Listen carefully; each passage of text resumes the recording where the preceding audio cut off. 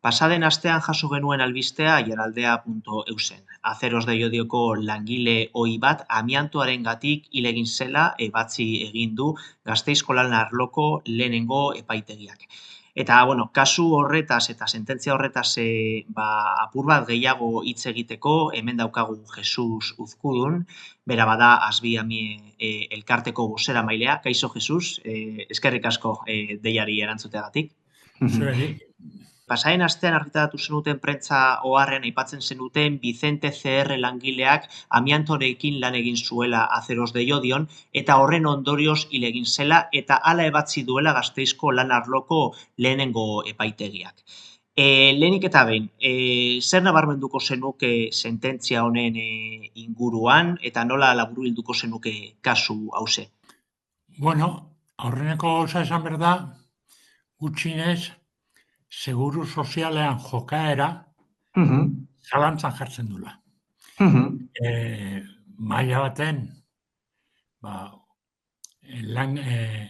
amianto sortutako gaixotasunak zalantzan jartzen ditu, tapatu nahian, eta behin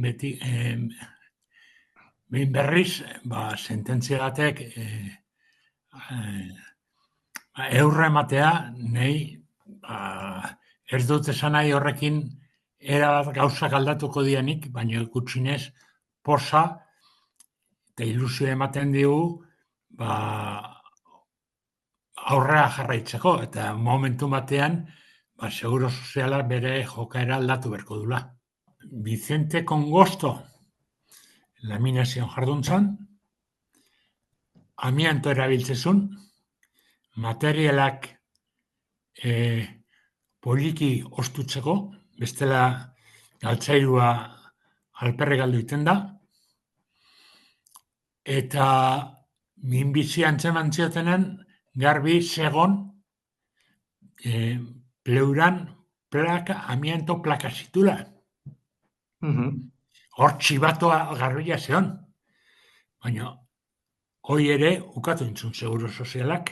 Jesusuek justo oharrenez aipatzen zenuten gizarte segurantzaren jarrera negazionista izan dela prozesu honetan guztian. Segatik aipatzen duzu hori? Bueno, ez Araban bakarrik. Nik esango nuke momentu honetan Euskal Herri lau probintzitan gutxinez, Nafarroan tarte, bere jokaera dela albaldin dute ukatu. Ukatu lan gaixotasuna naiz inungo zalantzarik ezeon. Orduan, zer nahi dute maila horretan? Pixka jendea desanimatu. Paiketa jutea hondik jendea adineko jendeai bildurra ematen dira, ez? Azkenek urtetan lortu dugu 17.000 eta 579 persona amianton zerrendan egotea. Ni ustez pauso garrantzitsua dela.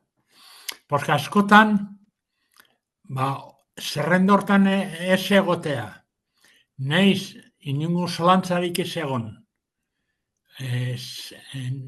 nundi sortu den minbizia, argumentu izaten da, negazionismo jokaera horretan, ez? Orduan, jende askok esaten du,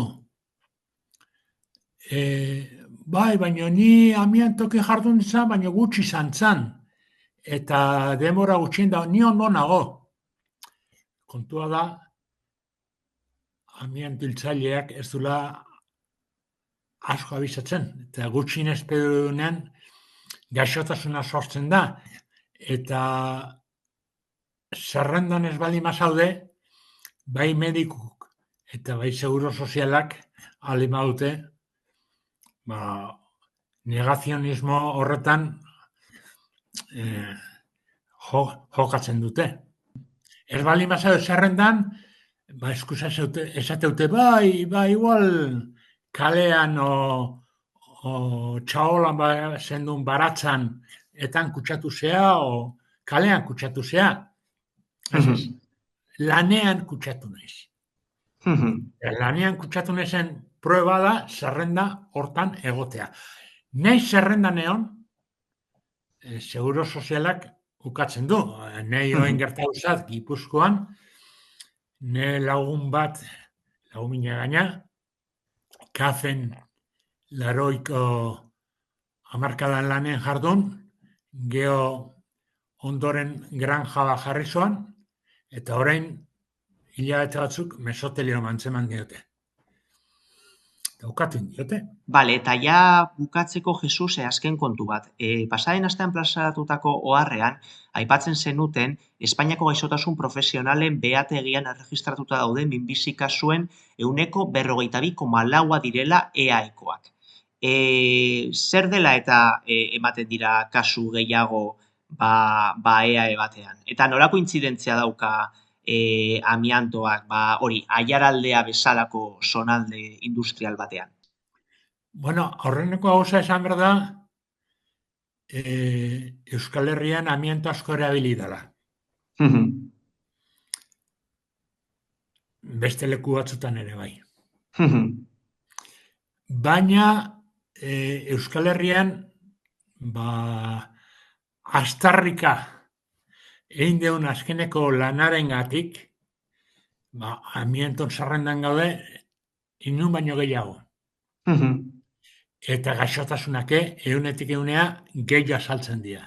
Eta hori gelditu nahi dute. Bai, iodion, bai, ni erran jardun itzan, azena horren. Berdin gertatzen da. Okafen. Mapak garbia daude. Nun erabilik zuten amiantoa, eta nun agertzen dian gaixotasunak. Eta ni uste, hor badakaula erronka bat, eta nik gizarte ezin dela utzi lau atxon amonei borroka hontan bakarrik.